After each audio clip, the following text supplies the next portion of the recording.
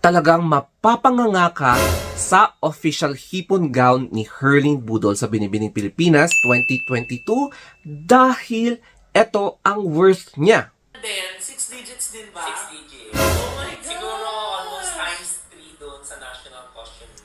At talaga namang mapapa-faint ka. So, ganun talaga ang worth ng gown. Hindi po yun biro, kaya pag-uusapan natin in detail. Finally, inilantad na nga ang full details ng hipon gown ni Herlin Budol.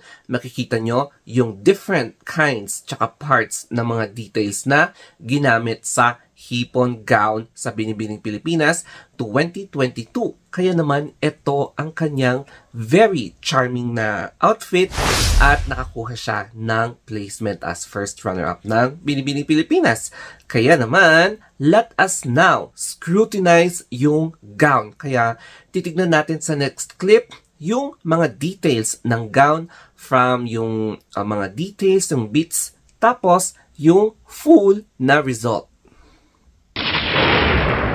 Dito na tayo sa may page ni Herlin Hipon Budol with over 5.2 million followers. Wow! So mag-scroll down na tayo and pupunta na tayo dito sa may kanyang new post, yung gown. So, my expensive tatak hipon long gown by Rian Fernandez. So, salamat kay Sir Wilbert Tolentino sa pag-support at alalay sa Binibining Pilipinas journey ko. So, we love you from Kaskwami, Kabudol, and Kahiponatics ko dyan. And then, here comes yung gown. So, yan. Dito naman. So, babasahin natin. Ani.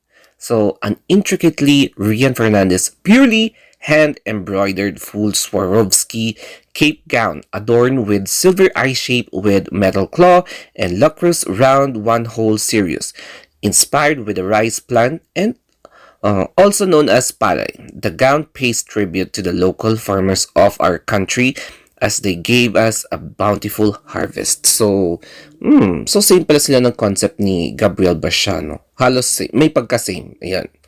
And here naman.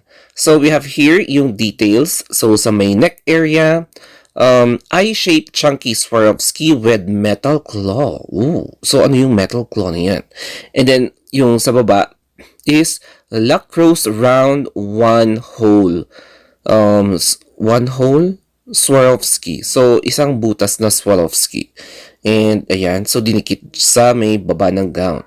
And then, dito naman is yung shrimp. So, I think separate entity tong shrimp na embroider with crystals.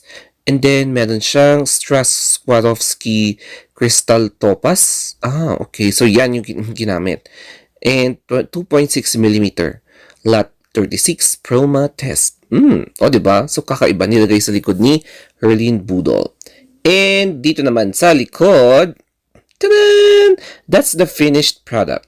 So, makikita nyo silhouette. Silhouette yung itsura ng gown. And yes, maganda siya. As in, sobrang ganda. And dito naman sa likod, as you can see, evident yung hipon sa likod. And then, syempre, na-emphasize yung puwet ni Herlin Budol. O, diba? And then yung cape, syempre. Kasi it's cape gown. Cape gown po siya. Tapos dito naman, diba? The finished product. So, as in, binasbasan ni Herlin Budol as first runner-up ng Binibining Pilipinas 2022. So, yan yung output ng Rian Fernandez gown. Yan yung photographic details ng gown ni Herlin Budol by Rian Fernandez. But, how about yung gown in motion? So, titignan natin yung gown in motion, pero hindi pa sinuot ni Herlin Budol ito. So, this one. So, habang nagsasalita ako, that is how it looks like. Yung very close-up look ng gown na sinuot ni Herlin Budol. Makikita nyo yung mga crystals na very symmetrical. Perfectly symmetrical yung kanyang pagka-design. Tapos, talagang yung measurements are all accurate. Makikita nyo na very makikita nyo na balance yung pagkakadesign ng gown in all aspects, in all details of this particular material na bumagay talaga sa body and shape. And syempre, mineasure talaga yung mga body details ni Herlin Budol para naman saktong-sakto sa katawan niya, and of course with slight allowance para naman hindi masakal ang katawan ni Herlin Budol habang rumarampas sa stage. Ayan, so that is the full motion of Herlin Budol's gown in details, in moving motion by Rian Fernandez. O di ba? Dapat lang na very detailed ang gown kasi nga talagang worth grabe, whopping 6 digits ang kanyang price. So, mas 3 times, almost 3 times yung kanyang worth kaysa sa ginamit niya na national costume. So, talagang mapapaisip ka, magkano kaya yun? Ayun.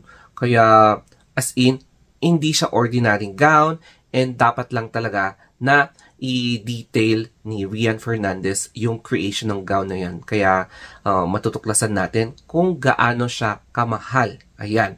Kaya dito naman tayo sa pinag-usapan nila Mama Loy's vlog regarding sa totoong worth. Yung unang pasabog sa worth ng gown ni Herlin Budol. So, pakinggan natin yung kanilang conversation.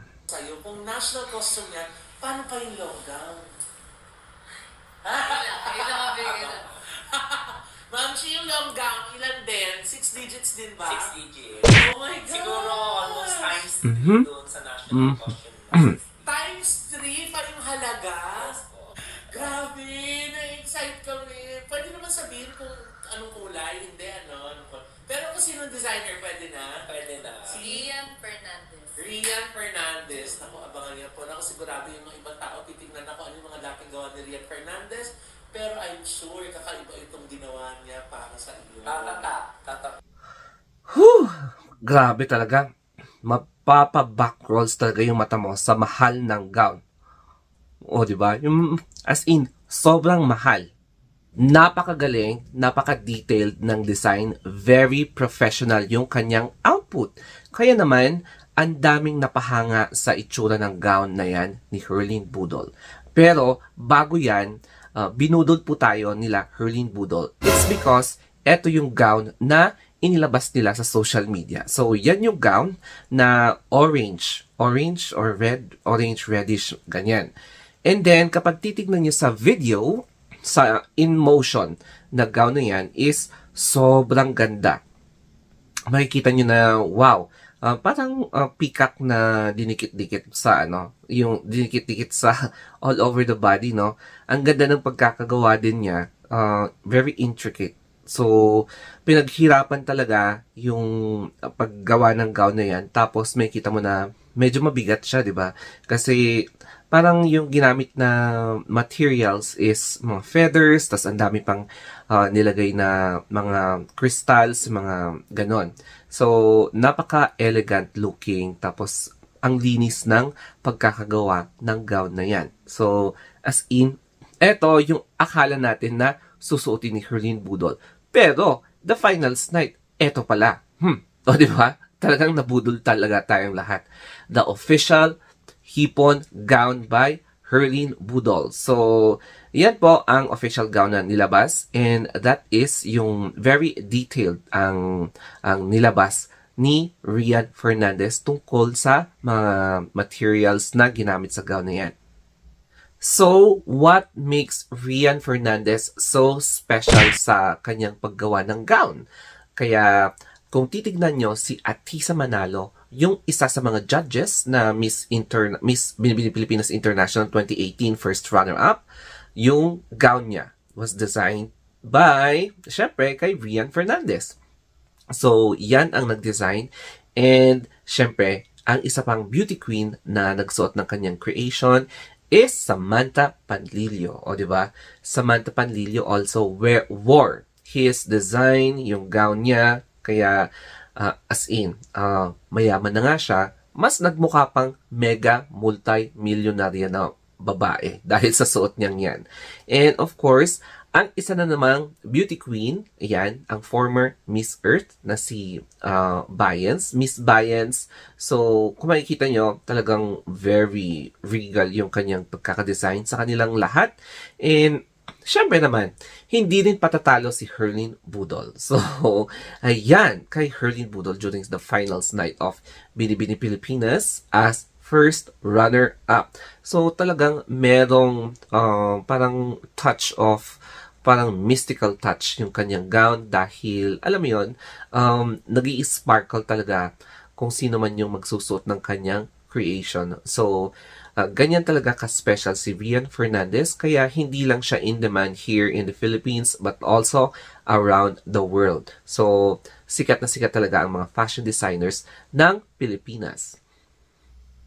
Kaya naman, hindi nagkamali si na Wilbert Tolentino and Herlin Budol sa pagpili nila ng designer. It's because alam mo yun, nagbunga ang kanilang effort, ang choices.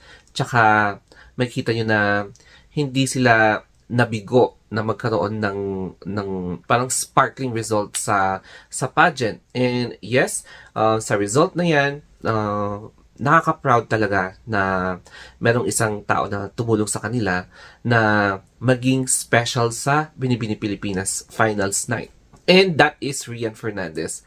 So, makikita nyo na he is one of a kind na designer. So, marami sigurado ang lalapit sa kanya at magpapadesign sa kanya ng kanilang special gown for all occasions such as pwede naman sa pageant, pwede sa debut, pwede sa wedding, or pwede sa mga special corporate events na babonggahan ng mga gowns. Ayun. So, ganyan talaga siya ka-special, hindi lang sa mga beauty queens but also sa mga elitistang miyembro ng ating society. Kasi nga, yung price niya is, as in, grabe, whopping 6 digits talaga. So, para sa ating mga ordinary citizens, kahit na middle class or kahit na upper middle class, medyo mahirap talagang mabayaran yung ganong kamahal na gown for a certain night lang mo na gagamitin. So, yes, para sa mga elitista na lang, yung mga gowns na yan. Or beauty queens na may mga sponsors, syempre. So, that's it for our special edition, for our special feature ng gown ni Herlin Budol in full detail. So, yes. So, at least na-appreciate nyo kung gaano ka-specific yung details ng gown ni Herlin Budol and na-understand nyo how a gown is being made by a certain designers. Hindi yung biglang susuotin mo lang, tapos yun lang. Hindi. There is a special meaning for each gown, kaya parang custom-made siya para kay Herlin Budol dahil very special yung trademark niya na hipon or shrimp. That's why, yun ang tatatak sa buhay niya hanggang sa, alam mo yun, hanggang sa huling hinanga ni Herlin Budol. So, ganon. So, yes guys, if you want more pageant updates, mag-subscribe lang kayo dito sa channel ko. And syempre, you can also reach me out sa Facebook page, Instagram, Twitter.